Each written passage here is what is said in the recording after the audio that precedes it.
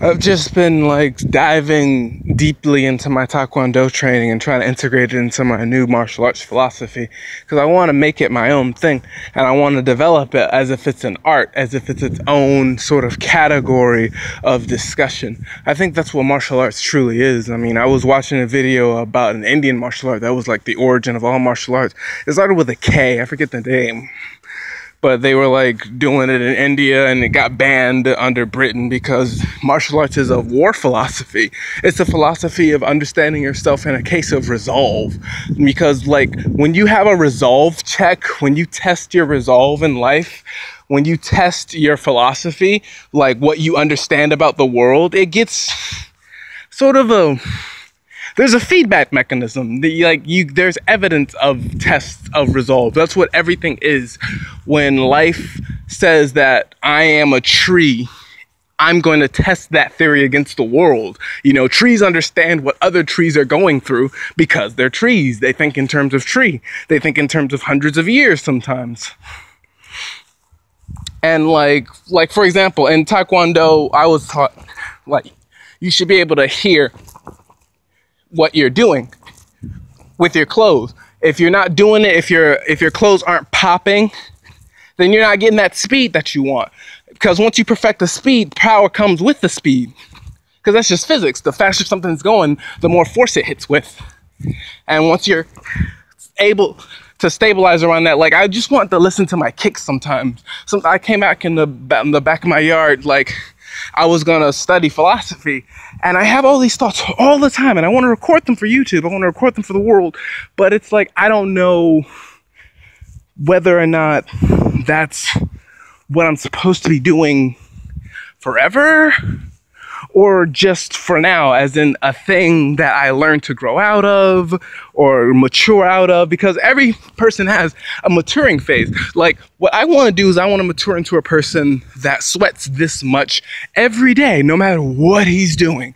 If he's doing something for his job, then he's sweating on his job. If he's doing something for his career, then he's sweating for his career. Like I want to sweat every day. I want to use my breath. I want to use every function of my body to produce more of myself. And I want that to be both a creative endeavor and like a sort of spiritual endeavor. Like I think that's what creativity is. It's a spiritual endeavor. Like when I think about Avatar, it just draws from so many cultures that it inspires its own culture. It becomes its own thing. When it grows, when it is maturing as a creative process, it takes on certain identities that become their own things in their own right. Like I think of myself as somebody who would enjoy airbending the most if I had to start with an element. Like I like to think about, well, what would happen if you started with an element, if you were the avatar? Like you have major decisions about identity and emotional constructs, you know, just to think about what you would do. If I had the power of airbending, I'd be so great. I'd be jumping everywhere. Like I have amazing vertical, like I touched the top of my roof. It's above my hand. I jumped on that spot and I jumped to the top of my roof. I can do that. I like doing that. That's free running. That's what airbending is about. That's like freedom of expression. Like I feel that way for like all the elements. I feel like oxygen has that mentality if it was an airbender. If it wanted to produce itself predominantly in a gaseous form. Like sometimes I see my kicks and they're amazing kicks, but I don't know what situations I would use those kicks. Like I train my finisher moves all the time because if you survive into a fight to the finisher phase, that's what your resolve's being tested. Like all of my identity, it loops back on itself.